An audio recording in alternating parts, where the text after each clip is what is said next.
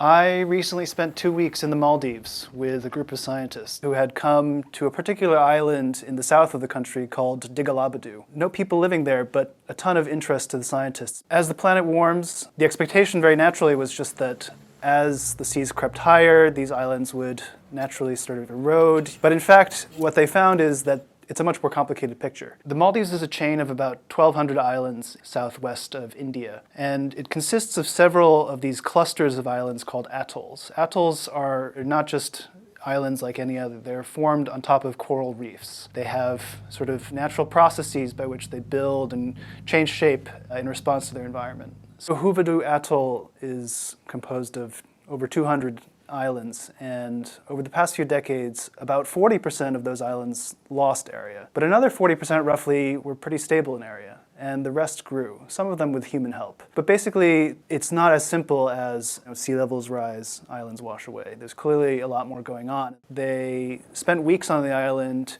taking measurements, installing instruments, both on the island itself and offshore, and even quite a bit underwater, the surface of the reef. Seas could be quite choppy. It's labor-intensive work just to install instruments. Some of them, in fact, did something pretty low-tech and just painted rocks. And every day they would go out with a GPS to measure where the rocks were and how far they had been transported by the waves. The researchers are going to spend months, even years, to go through their data, but they're really hoping to produce results in time for it to be useful to people in atoll governments and to really help planners in these countries think through how best to adapt to the changes that are coming.